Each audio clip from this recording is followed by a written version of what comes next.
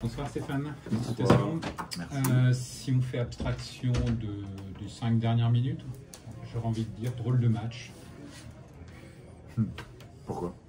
On passe de moins 12 à plus 14 il me semble en combien de minutes je sais plus, mais ouais, drôle de match. Après ils reviennent encore à moins 3, enfin non, tu l'as pas vécu comme ça? Instable, voilà, j'aurais dit. Après, je pense qu'il y a plein d'éléments qui annoncent, qui permettent de voir ça. Je pense que c'est un premier match à domicile. Je pense que tout le monde avait envie de très bien faire, et en fait, du coup, on n'a pas très bien fait. Et on s'est trop concentré sur peut-être individuellement ce qu'on avait à faire, en oubliant peut-être le collectif en plein mi-temps. Donc, je vois cet aspect-là, et dès qu'on a accéléré, on a vite réduit l'écart. On a retrouvé de l'adresse, on a géré les ballons correctement, et voilà, donc je pense qu'il y a ça. Après un match, tu sais, quand tu es à moins 10, c'était notre cas, et ben tu te retrouves à sortir un petit peu les crocs, et puis quand nous on est à plus 10, plus 12, elles aussi elles sortent les crocs, et puis voilà, donc je pense que c'est l'analyse que j'en fais. Et on a trouvé un petit peu de rythme collectivement, et puis on a aussi des leaders qui ont vraiment plus que répondu présent sur la deuxième mi-temps.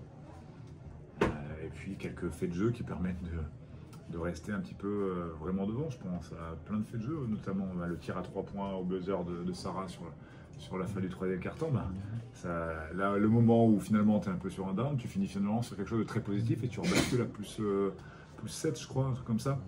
Donc plus 6, ouais. Plus 6, et sinon tu es à plus 3, donc c'est pas le même état d'esprit pour aller sur ce match. Et puis ouais, je pense que c'est loin d'être un match parfait, on le sait. Mais par contre, je trouve qu'il y a deux, trois. En fait, c'est des problématiques qu'on n'avait jamais rencontrées avant. Leur façon de défendre, c'est une défense qu'on n'avait jamais rencontrée avant, et on n'a pas pu l'analyser. Enfin, on n'était peut-être pas prêt à 100% là-dessus. Comme je disais, drôle de match aussi, je voulais faire allusion aux 2 temps morts pris par ton homologue assez rapidement, et du coup, il n'avait plus d'armes de son côté. Alors moi j'ai tendance à prendre les temps morts très tard. Je suis persuadé que les temps morts ne changent pas un run. C'est con, hein, mais peut-être. Je pense que les changements changent plus un run que les temps morts. Ça a été aussi une analyse qui avait été faite par la FIBA. Donc je colle à cette analyse-là parce qu'elle me va aussi peut-être. J'aime bien avoir mes temps morts pour la fin, moi. Et pour l'instant ça se passe bien, alors à part quand je dois les prendre, mais après chacun gère ses temps morts comme il le souhaite. Celui que tu as pris justement avec un gros coup de gueule, il a fait du bien celui-là? Je sais pas. Tous mes temps morts étaient des coups de gueule aujourd'hui. Hein. Rarement, c'est les temps morts adverses qui étaient plutôt calmes, et mes temps morts que j'ai pris étaient plutôt des coups de gueule. Donc je sais pas si ça fait du bien. En tout cas, est-ce qu'on a eu un run derrière? Je sais pas. Par rapport à Lyon, donc une équipe en progrès quand même, beaucoup moins de pertes de balles, je crois 18 contre 24, je crois. C'était les progrès pour toi? Dans ce facteur-là, oui. Par contre, je pense qu'on a moins de passes D. Je pense aussi. On a moins, pardon. De passes décisives, je pense. Donc, je sais plus combien on avait. 16, ouais. Donc ça, c'est toujours très correct, hein, mais je pense qu'on s'est moins passé la balle. Donc, on a de progrès, oui, sur la conservation du ballon. Pour moi, moins bon sur le partage du ballon. Le contrat est rempli, donc tu voulais 2 sur 2 avant d'une part d'aller à Basketland dans une semaine, et puis il y a un match de Coupe d'Europe dans 5 jours. Le contrat est rempli, en effet, ouais. Non, c'est bien. Et puis commencer par un 2 sur 2, c'est le rêve. C'est le rêve. Maintenant, je pense que ce championnat, on a vu les résultats là. Tout le monde peut gagner tout le monde, ça c'est incroyable. Donc moi, je trouve que le championnat est très excitant. Alors, je connais pas tous les résultats, mais il y en a certains qui sont surprenants. Plusieurs matchs qui ont failli se faire une prolongation, hein, ça tourne à la dernière seconde ou l'avant-dernière seconde. Là, ce soir. Landerneau qui craque. Qui gagne, non, Landerneau a gagné.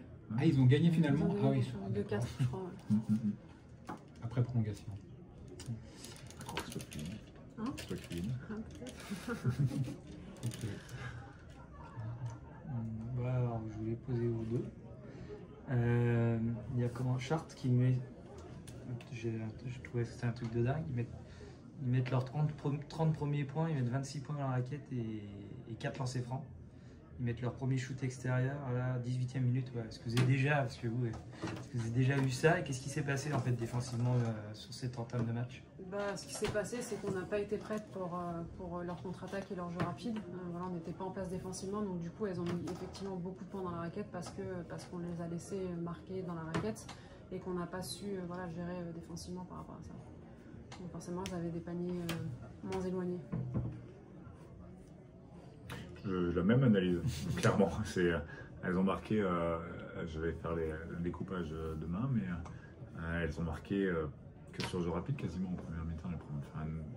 Moi j'ai mon staff qui m'alerte fin du premier quart en me disant c'est 6 points sur la touche et 10 points sur le jeu rapide, 12 points sur le jeu rapide, ça veut dire qu'il reste 3 points sur le reste. Donc c'était alarmant, pardon. Et finalement, on a réussi, je pense, à diminuer ça sur la deuxième mi-temps. Donc, c'est bien. Du coup, vous marquez le premier panier à 3 points du match, à la 15e, un truc comme ça. Il y a aussi eu la défense de zone à la fin. Comment vous avez senti votre rôle dans ce match où vous finissez quand même, c'est quoi, 4 sur 6 ouais, 4 sur 6 à 3 points. Ouais, après il y a deux shoots à la fin qui sont, on va dire, c'est pas des saucissons parce que ça fait filoche, mais je veux dire, c'est pas forcément des tirs très construits non plus. Donc voilà, je sens que la défense, elle me laisse pas beaucoup d'espace. Elles ont raison de le faire, malgré tout, je fais quand même 4 sur 6. Donc voilà, il faut aussi que moi je m'adapte à ça et voir comment je peux trouver des tirs en meilleure position à 3 points.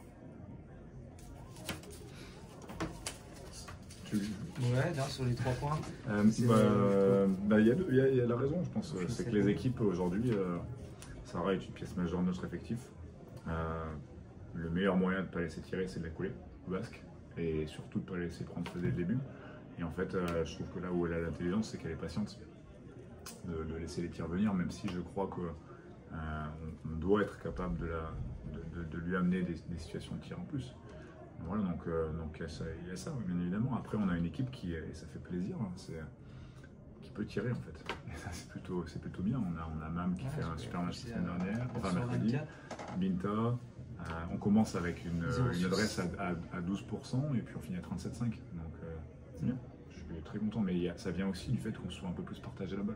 Un tout petit peu plus partagé la balle, parce que c'est toujours pas incroyable. Un mot sur Maillot aussi. Maillot, 30 déval, c'est ça. Voilà, je pense qu'il n'y a pas grand chose à dire. Elle est très longiligne, elle a beaucoup de qualités athlétiques. C'est un danger à l'extérieur, donc je pense que c'est difficile pour les grandes de défendre sur elle parce que justement, à la fois elles ne peuvent pas la laisser shooter, mais à la fois elle a un premier pas qui est très rapide et qui est très long. Donc voilà, elle a beaucoup de qualités athlétiques et c'est ce qu'elle nous apporte ce soir et c'est ce qu'elle nous apportera toute la saison. Donc c'est intéressant parce qu'on a vraiment des profils complémentaires à l'intérieur. Sarah, votre ressenti sur ce premier match à domicile? On occulte le match inaugural. Voilà, vous étiez déjà venu jouer ici, mais voilà, votre sentiment? Ça fait plaisir, hein. Je pense qu'on était toutes très excitées. Moi, je l'étais personnellement. Voilà, on était un petit peu déçus sur notre premier match d'inauguration d'avoir perdu à Lyon. Donc, on avait à cœur aussi de montrer un autre visage au public. Et voilà, ils ont répondu présent. Il y a eu une super ambiance. Effectivement, ça a été un match un peu... On a été derrière, on est repassé devant, donc je pense que c'était un match aussi excitant pour le public à regarder. Donc voilà, c'est super positif pour la suite. Un dernier mot sur votre prestation? On a gagné, c'est ce qui compte. Stéphane, dans une réunion en petit comité, avait fixé un objectif vous concernant, c'est-à-dire vous amener à plus de points que l'année dernière. C'est fait ce soir, 16 points je crois.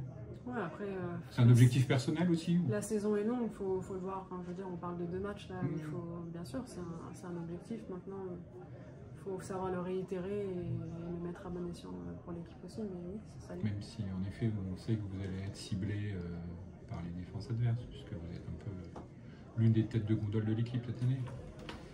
Je pense qu'il faut qu'on apprenne aussi à se connaître, il faut que les filles apprennent aussi à me passer le ballon dans les bons timings, dans les bons spacings. Et voilà, c'est des ajustements qui vont peut-être prendre un petit peu de temps, donc il faut être aussi un peu patient. Et comme disait Stéphane, je pense qu'on a vraiment une grosse marge de progression sur tous les niveaux de notre jeu. Donc voilà, ça va être intéressant.